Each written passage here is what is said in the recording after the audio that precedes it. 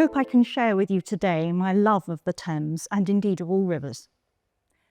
As Bart said, I've been crossing the Thames to go to school and work since I was 8. And I've always lived in South London, near the River Wandle, in different places. And that's one of the tributary rivers that flows into the Thames. I love the history of it, its wildlife and its resilience.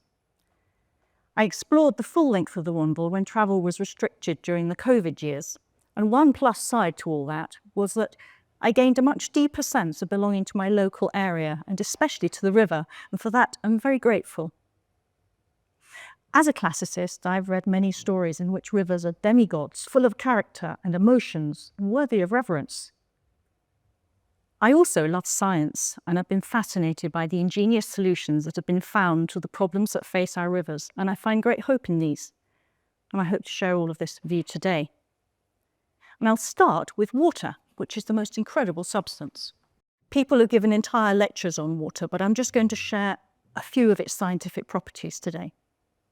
It's the only common substance on Earth that exists both as a solid, a liquid, and a gas at the same time, sometimes in the same place. The molecule has a special structure, slightly polarized, negative, positive, and that means its molecules are attracted to one another. And this leads to all sorts of things. For instance, surface tension, essential for insects such as pond skaters to be able to walk on its surface. And it also gives capillary action whereby water can rise up plant stems. And you can see in this lovely picture of the droplets of water, that's due to surface tension. But the polarization also means that water can dissolve more substances than anything else on Earth. It's been called the solvent of life, and countless biological processes depend on it. Lastly, it expands when it freezes. Now, this is bad for our pipes, but it's essential for preserving marine life when rivers and oceans freeze, and the creatures are protected beneath the ice. And I had to share some pictures of snowflakes. So beautiful. Water has always been known to be fundamental to life and has accordingly been revered as divine. Indigenous cultures today retain this respect. One example is the Haudenosaunee people of America, also known as the Iroquois, and they have a traditional prayer for the start of the day and the start of meetings. It's an oral tradition, but a version was written down officially in 1996. There are 14 verses, starting with thanks to all the people present, then Mother Earth, but next comes water. We give thanks to all the waters of the world for quenching our thirst and providing us with strength. Water is life. We know its power in many forms: waterfalls and rain, mists and streams, rivers and oceans. With one mind, we send our greetings and our thanks to the Spirit of water. Now our minds are one. There are 14 more verses, ending with thanking the Creator. But the refrain, now our minds are one, is beautiful and powerful. What a way to start a meeting. From water itself to rivers. So this photograph I took of the River Thames, which is a tributary of the River Thames. It runs through Oxfordshire and joins the main River Thames near Dorchester. The Thames forms the boundary of the Waterbury estate, which is owned by the school. We hold many retreats in the house, and I'm always drawn to the river, as I'm sure everyone else is too. It also helps make Waterbury Gardens such a beautiful place for anyone to visit. Ancient Greek and Indian philosophy conceived of the world consisting of essential elements: air, fire, water, earth, plus space or ether.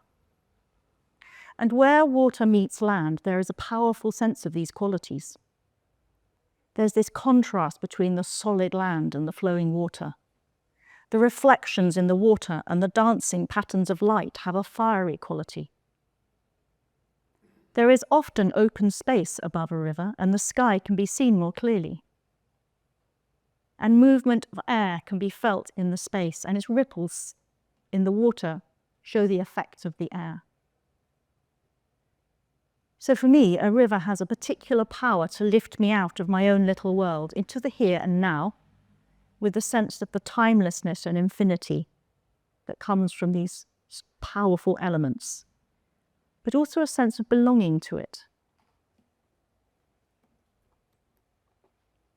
But that a river is always changing, moment to moment, season to season.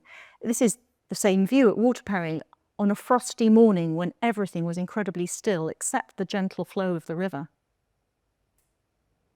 In the writings of Plato, there's a reference to an earlier philosopher.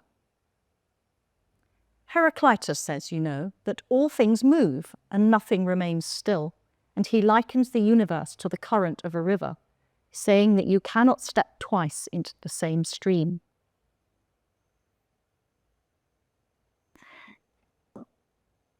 So the river's always changing, but somehow it always feels always the same. The manifest world is always changing, but there's something about the river that is timeless. Also, this ever-changing river is flowing to the sea, and the water in the river will eventually find its way there. So this makes it a beautiful metaphor for a personal spiritual journey. A particularly beautiful expression of this was given by Sri Shantananda Saraswati, a leading exponent of the Vedantic tradition in India. The wisdom of this tradition has been shared with the school through a series of conversations over many years, both with him and with his successor. And his main ashram is in Prayagraj, which is a very important pilgrimage site where the river Ganges meets the Yamuna. And I feel this gives the following analogy even greater depth. If there is a desire for truth, no doubt there will be barriers, but in course of time they will be overcome. The desire for truth is like a river, like the river Ganges. She starts somewhere with a small beginning, facing all sorts of high mountains which hold her up. But she fills up and flows over them, intertwines around them for nearly 200 miles of high, low, and deep mountainous ranges, and she finds her way to the ocean to which she belongs. One need not be lured by high peaks nor sink into deep ravines, but keep going. One day, truth will be found. No attraction, howsoever lofty, no obstacle, howsoever deep, could force a spirit to stop if the search for truth is true. Spirit will find the truth one day. I find this a truly beautiful and encouraging analogy. To me, it symbolizes life's spiritual journey with all sorts of twists and turns and difficulties, but also great moments of beauty, even when maybe at the time everything seems like turbulent rapids or waterfalls in one's life. And at the end, and in fact always there, is the ocean with its still depths. Also is a beautiful verse from the Yoga Vashishta. Salutations to that bliss absolute, which is the life of all beings, whose happiness and unfoldment is derived from the shower of spray from that ocean of bliss. The first two Sanskrit words, sphuranti sikara, mean the shower of spray. And there's amazing onomatopoeia there. They sound like the shower of spray. So for me, this is such a joyful, positive verse. It reminds me of the exhilaration of standing beside the sea with the waves crashing, letting go of personal concerns and just becoming one with the elements. There's another story about a river, which is part of the Sufi tradition. It's a different sort of story. And has been told by dervishes to their disciples. And the version that my friend Charlotte's about to read to you was written by Awad Afifi, who died in 1870. From its source in far-off mountains, at last reached the sands of the desert. But it found that as fast as it ran into the sand, its waters disappeared. There was no way to cross it. Now a hidden voice, coming from the desert itself, whispered, "By hurtling in your own accustomed way, you cannot get across. You must allow the wind to carry you over to your destination." But how could this happen? By allowing yourself to be absorbed in the wind. The idea was not acceptable to the stream. After all, it had never been absorbed before. It did not want to lose its individuality. And once having lost it, how was one to know that it could ever be regained? The wind, said the sand, performs this function. It takes up water, carries it over the desert, and then lets it fall again. Falling as rain, the water again becomes a river. But can I not remain the same stream that I am today? The whisper replied, your essential part is carried away and forms a stream again. You are called what you are even today, because you do not know which part of you is the essential one. When he heard this, certain echoes began to arise in the thoughts of the stream. Dimly he remembered a state in which he, or some part of him, was it, had been held in the arms of a wind. He also remembered, or did he, that this was the real thing, not necessarily the obvious thing to do. And the stream raised his vapour into the welcoming arms of the wind, which gently and easily bore it upwards and along, letting it fall softly as soon as they had reached the roof of a mountain many, many miles away. And because he had had his doubts, the stream was able to remember and record more strongly in his mind the details of the experience.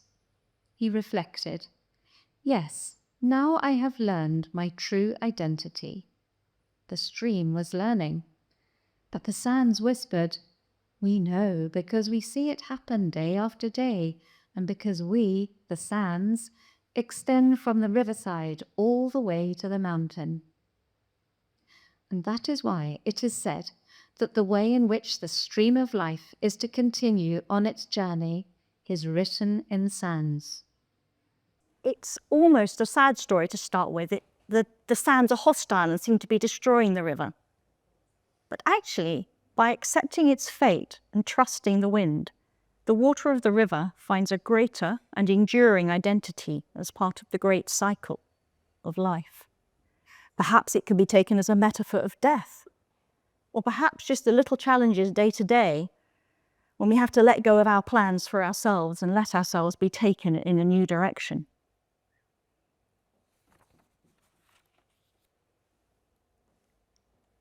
So stories are powerful metaphors, but water also has a really powerful immediate effect on us physically.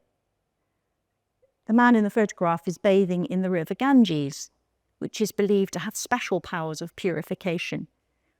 But the effect of us on water does not need to depend on our spiritual faith. There's something about a refreshing shower or a bath or going to the swimming pool that really clears the head and lifts the spirits. I really feel this when I go swimming, focusing on each stroke, letting thoughts and concerns wash away. I even imagine them floating away in the water behind me. And people often have good ideas in the showers. I believe Churchill used to practice his speeches in the bath. At Prayagraj, the Ganges and Yamuna rivers meet. Every year, when the floods recede, a huge flat area emerges upon which is held the Mela, an incredible annual gathering of millions of people. They come to bathe in the river at an auspicious time of year and to listen to spiritual teachers. In special years, there are hundreds of millions. There is believed to be a third river at this confluence, the Saraswati. Saraswati is the goddess of knowledge. So this third river perhaps symbolizes the spiritual knowledge that is shared in the space that the rivers create anew each year.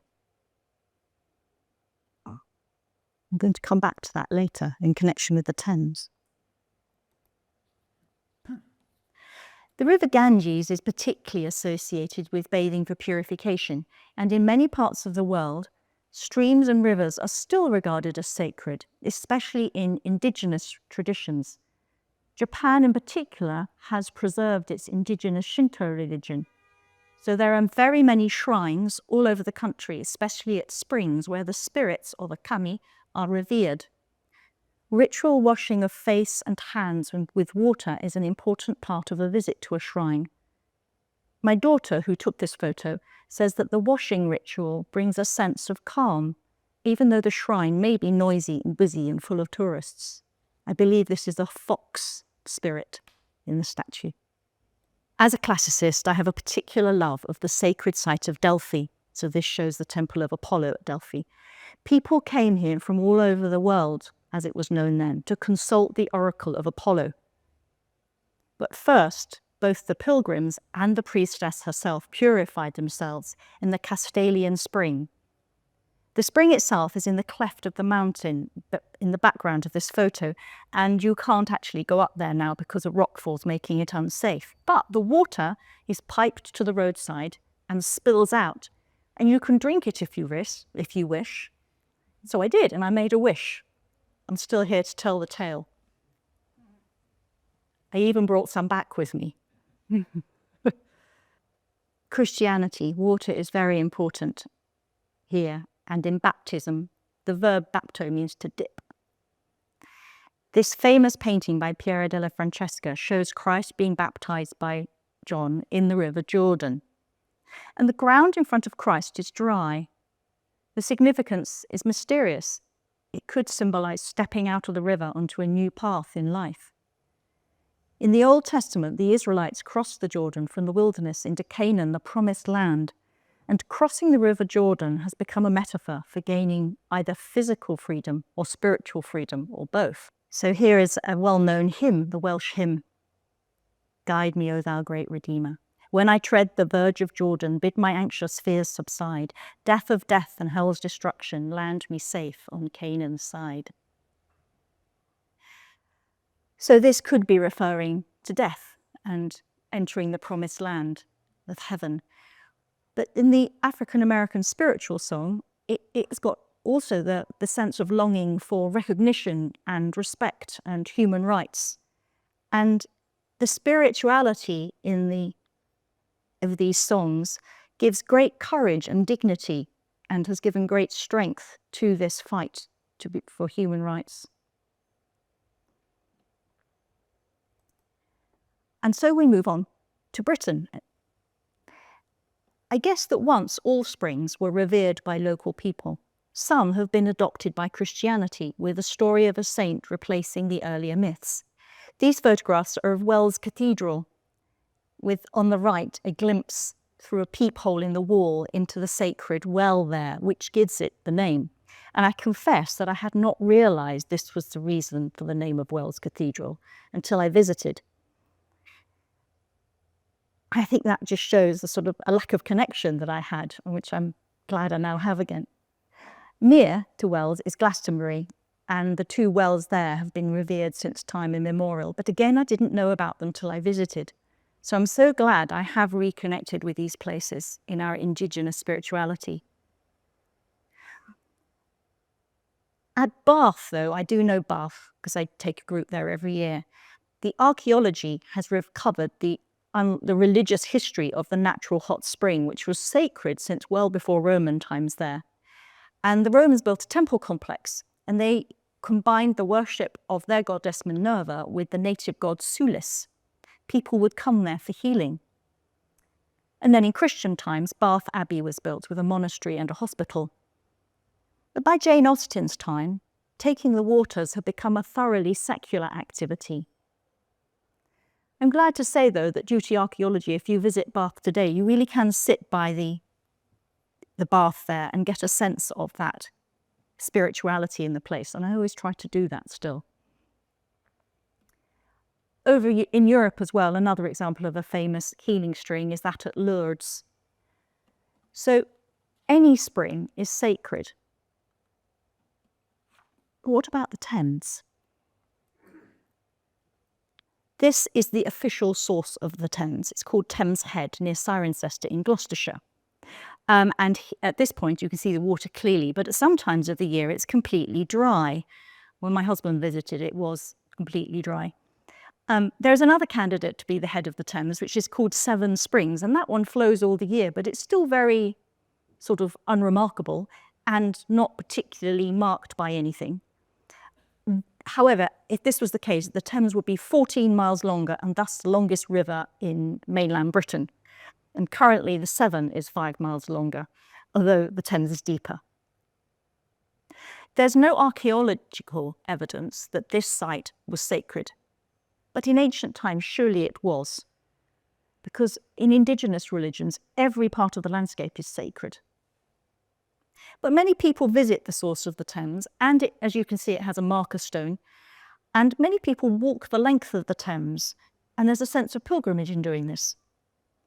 I do feel it's important to stop and just recognise how amazing any spring is, fresh water emerging from the earth after a journey underground of perhaps thousands of years.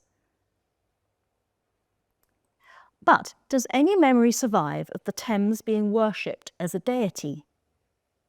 Well, the name itself is very ancient, predates the Romans, and when they first came to Britain in 51 BCE, they Latinised the name to Tamesis. There are rivers in the Midlands called Tame, and also the Tamar, which divides Devon and Cornwall. Tam probably means wide or dark, in reference to the dark colour of the river, and which comes not from pollution, but from the clay soil and the silt. And it may share a root with the Sanskrit word tamas, which means dark, but it also may refer to the relatively slow pace of the river's flow. So the name's very ancient. We also know that offerings were made to it. Many things have been found in the river, going back to beautifully carved axe heads going from 2000 BCE, and a skull fragment, so sometimes the offerings were more grisly. Lakes and rivers were regarded as gateways to the worlds of the gods, and in the days before mirrors, it would have been very powerful to see yourself in water. We got the story of the sword arising out of the lake for King Arthur to take, this magical quality of water. One of the most beautiful offerings found in the Thames was this shield found near Battersea Bridge, when the bridge was being built there. And it's a beautiful example of Celtic art. Beautiful geometric patterns, inlays of glass and coral. It was probably a ceremonial shield and was a significant offering to make to the river. So this is pre-Roman times. Later, people would throw their pilgrim badges into the river, perhaps as an offering when they returned. But most recently, you're more likely to find pennies or a flower and people making a wish. People are beginning to find, when they go searching, the mudlarks that look on the Thames at low tide on the mud. These people sometimes find little clay lamps because people celebrating Diwali and other Hindu festivals are lighting lamps and putting them in the river. I like to think and hope this is part of our reawakening respect for the natural world and for rivers. Although with the advent of Christianity, there was less reverence for the Thames as sacred, there was an imaginative revival of the concept of the Thames as a deity during the 18th century, portraying him as a classical river god. It seems likely that the ancient Celtic rivers were feminine, just as rivers in India are feminine, so the Ganges is Malaganga. However, from at least 700 BCE, classical Greek mythology portrayed rivers as male, and hence this portrait of him as male in the manner of Father Tiber. But classical rivers have daughters, nymphs, who are the guardians of the tributary streams which flow into them, which gives a lovely sense of family to the river. And interestingly, the Thames is called the Isis, where it flows through Oxford. It's probably a contraction of the Latin Tamesis, but it's also the name of an Egyptian goddess. When the Tame, having flowed past Waterbury, joins the main stream of the Isis, then together they become called the Thames. This sculpture also reflects Britain's growing pride in itself during the 18th century as a sea power and the crucial importance of the Thames in the trade network. So national pride and classical backgrounds. So there's I wouldn't call it reverence, but respect, an imaginative sense. Poetry and sculpture imagined the Thames in various ways, but we probably all remember Kenneth Grahame's beautiful story, The Wind in the Willows. He lived on the Thames at Cookham Dean near Maidenhead, at about 5 miles from where this photo was taken. And my friend Charlotte's going to read you the beginning of chapter 1. The story begins with the mole emerging from his house, drawn by an irresistible desire to explore. As he meandered aimlessly along, suddenly he stood by the edge of a full-fed river. Never in his life had he seen a river before. This sleek, sinuous, full-bodied animal, chasing and chuckling, gripping things with a gurgle and leaving them with a laugh, to fling itself on fresh playmates that shook themselves free and were caught and held again. All was a shake and a shiver, glints and gleams and sparkles, rustic and swirl, chatter and bubble. The mole was bewitched, entranced, fascinated. By the side of the river he trotted, as one trots when very small, by the side of a man who holds one spellbound by exciting stories. And when tired at last, he sat on the bank, while the river still chattered on to him, a babbling procession of the best stories in the world, sent from the heart of the earth to be told at last to the insatiable sea. Later in the book is a beautiful mystical chapter called The Piper at the Gates of Dawn. Ratty and Mole have been up all night anxiously searching for a baby otter who has gone missing. But as dawn breaks, they hear music and are drawn to an island, and there they meet the woodland spirit, the protector of wild creatures, who has been caring for the baby otter all this time. That's a particularly lovely, imaginative moment. Back to this picture. In this picture is actually an island, and this perhaps helped to inspire Kenneth Grahame's description. But this particular island has historical significance too, because it's at Runnymede, where in 1215 King John agreed to the Magna Carta, an important document that established that the monarch is subject to law and thus laid the foundations for human rights. No free man shall be seized or imprisoned, or stripped of his rights or possessions, or outlawed or exiled, or deprived of his standing in any other way, nor will we proceed with force against him, or send others to do so, except by the lawful judgment of his equals, or by the law of the land. This is a key clause in the Magna Carta, which first states principles that have become fundamental in legal systems all over the world, including the Declaration of Human Rights. It asserts the right of protection against imprisonment without lawful reason, the right to property, and establishes the concept that the law is supreme. Even the king is subject to law. And it establishes the concept to the right to a fair trial, the lawful judgment of his equals. Runnymede is a remarkable place to visit. It is a water meadow, prone to flooding, and therefore it's common land used by everyone.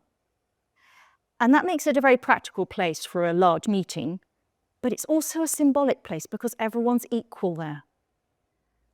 And the power of the river to flood, I feel, acts as a reminder that the laws of nature are far stronger than those of humans, and that human laws should be in accord with them. The importance of the Magna Carta has been immense, and there are notable monuments and sculptures at Runnymede to mark this.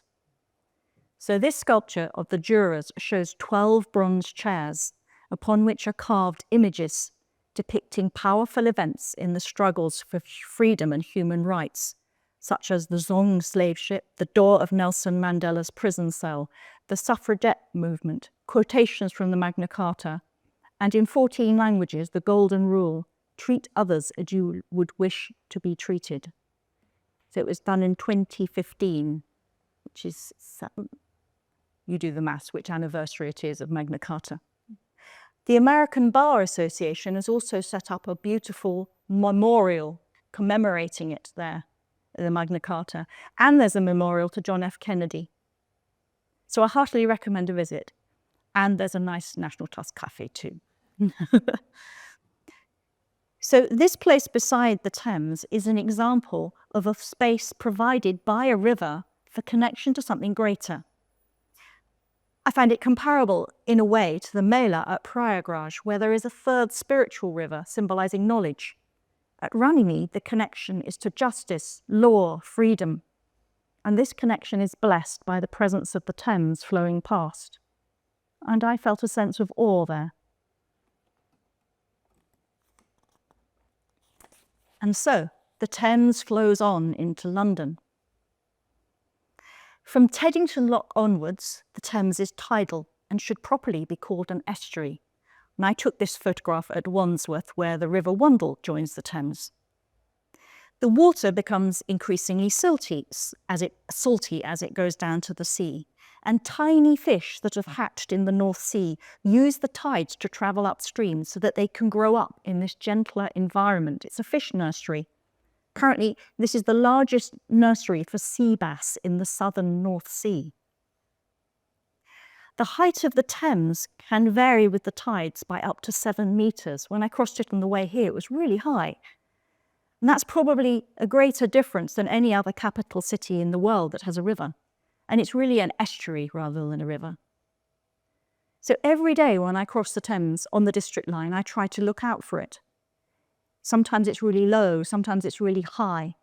And these powerful changes from day to day are awe-inspiring. I even greet Father Thames. It lifts me from my small concerns, train delays, work deadlines. And there's a sense of connection with the grandeur of this huge and ancient river at the heart of one of the greatest cities in the world. When I came over the Thames on the way here tonight, I asked the blessing of the Thames for this talk. And I felt I got it. London grew up as the easiest place where the river could be crossed since before Roman times. And since then, the city has grown and grown. But the biggest change as far as the river was concerned occurred during the Victorian era in the late 19th century. Before that, the Thames was wide with large mudbanks even in the capital. The river flow was slower, and sometimes it could freeze over in the winter, and they held ice fairs on it. But rivers can wash away a lot, but by the 19th century, the Thames had to cope with the sewage of 4 million people. And because the Thames is tidal, it actually takes a long time for anything to reach the sea. A podcast I listened to said that a tennis ball thrown into the river at Teddington would take 3 months to reach the sea, travelling 13 miles downstream each day and 12 and a half back up. And in about 1850, there were 3 things made things far worse. First of all, it was discovered that guano, seabird droppings, made excellent fertiliser. This could be imported from far-off islands and rapidly replace the previous system where solid human waste from the capital had been collected and used as fertiliser. Now instead, this waste built up in cesspits and overflowed into people's basements. Then, flushing toilets were introduced, which helped solve the first problem, but now all the sewage flowed straight into the Thames and there was a huge more amount of wastewater. Lastly, the terrible disease of cholera reached Britain, a disease carried in water and that kills in hours. So this cartoon shows Father Thames introducing his offspring to the fair city of London. And the offspring here are cholera, scrofula, and diphtheria. I believe diphtheria is not waterborne, but the cartoon does show a major step forward in scientific understanding, because since classical times, people believed that disease was carried in the air. But many people refused to accept that it could be waterborne. The cartoon is thus part of the re-education of people. Moreover, the personification of the poor old Thames and of London herself would have aroused a sense both of pride and of shame. And all of these things help create change. But it was an enormous and expensive challenge that would require great innovation and upheaval in the capital. A series of think tanks were set up to propose and plan what should be done. Each made some progress, but they stalled due to lack of funds, infighting, and deep suspicion from people who were afraid that the proposed Metropolitan Water Board would take away local powers and freedoms. But matters came to a head in the hot, dry summer of 1858, when the stench from the Thames was so appalling that the Houses of Parliament, right next to the Thames, became uninhabitable. At last, the MPs had the political will and the necessary legislation got passed. At this point, one of the little-known heroes of our history entered his little time of greatest effectiveness. Joseph Bazalgette was appointed chief engineer. He had been involved in the project all along, and he seems to have been a remarkable man.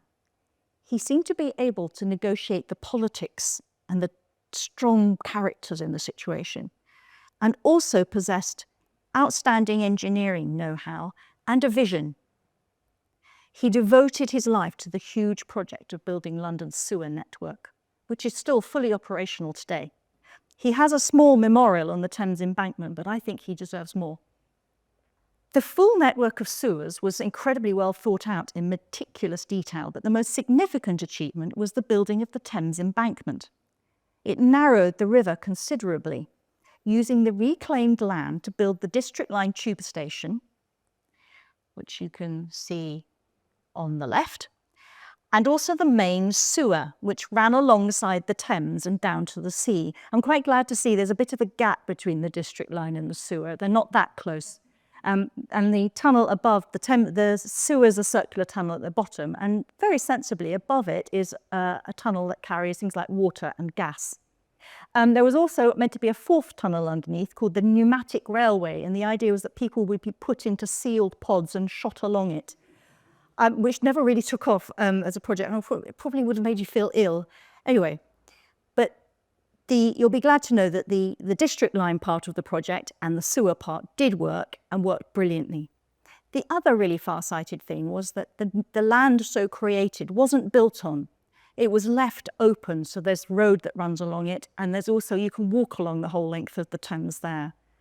It was an idea of making the city more beautiful and a better place for people to live. So the Thames is now a quarter of the length that it was in Roman times, and it has high walls along most of its length in London instead of mudflats.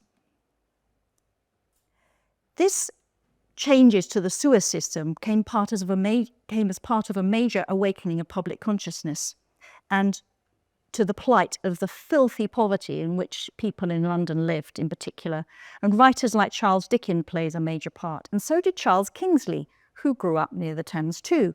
And in his book, The Water Babies, there's a little chimney sweep who's swept into the river and is reborn as a water baby. And it becomes a metaphor in this way for moral rebirth and purification. And there's a lot of detail of all the different creatures that can be found in the river. This interest in natural history and science. So, the Victorian sewer system transformed the health of London, but the sewage was not treated at first, merely pumped out into the mouth of the Thames. And increasingly since then, industrialisation has filled our rivers with toxins. Sewage continues to pour into the river, and increasingly the sewage network couldn't cope. Artificial fertilizers pour into rivers too, and these use up all the oxygen. And so in 1957, the Thames was declared biologically dead. But since then, there have been ongoing and determined and ingenious efforts over many years to bring it back to life. And today, it's one of the most biodiverse urban rivers in the world and one of the cleanest. There's been strict legislation which reduces the amount of toxins that industries are allowed to discharge. The silt at the bottom is still full of them, and there's no short-term solution to that. But things are much better and there are far more creatures. Sewage is now treated. Ingeniously, there have been 2 boats called Vitality and Bubbler, which move up and down the river, reoxygenating it. I particularly like the idea of that. David Triggs a long-standing student in the school, who some of you may know, played a significant part in this clean-up operation and subsequently was a consultant in the clean-up of the Ganges. A TV programme was made about it in 1985 called Thames Walla, and watching this programme was a major inspiration to me in finding out about the history of the Thames, so my thanks to him. But the increasing need in the last 20 years has been to upgrade the sewer system. Bazalgette sewers still work fantastically, but London's population has doubled. And during heavy rainfall, the sewers simply overflowed into the main river again and again. And every time it happened, it killed the fish. So over the last 9 years, an incredible new super sewer system has been built called Tideway. And it became fully operational in the spring of this year. The main tunnels are enormous. You can see the one on the left. They run about 50 metres beneath the existing sewers along the length of the Thames. The photo on the right shows the access site to one of the smaller tributary sewers at Wandsworth, which cleverly runs underneath the River Wandle. How sensible. The system intercepts excess wastewater during heavy rainfall and stores it until things calm down, and then it can be pumped and treated. So now most of the worst overflows are caught. And I've even seen that one of the Thames boats, the Bubbler, is for sale if anyone would like to buy it. Sewage is still lost at other sites around the capital, but work is going on those too. The aspirations are high. Doesn't always happen in practice, but it's good to aim high. There's also just been a major review of Britain's water industry, and the report came out in July. There's been much criticism of failures in the news and increasing public pressure for water provision to be improved and sewage managed fully. But despite all of this, the Thames is one of the cleanest urban rivers in the world. And Britain has very many clean beaches and rivers, not all, but very many, despite it being a very densely populated country. And part of the reason for this is because people are so active in demanding that this be so and taking part in cleanup operations. And I feel this is a growing awakening of respect, even reverence for our rivers. In some countries, rivers are even beginning to be recognised in the legal system as being legal people, just like people and animals. This is a second best solution to a reverence that should come naturally, but it's very heartening. So Magna Carta was signed beside the Thames to protect human rights, but now we have protection for river rights as well. So the Thames perhaps is beginning to reap the reward of the charter that was signed beside it all those years ago. So London has many fascinating tributary rivers. Many are now hidden underground, and they're only remembered by their names. The Serpentine Lake in Hyde Park is actually part of the West Bourne. Bourne is a name for river, and this mostly runs below ground.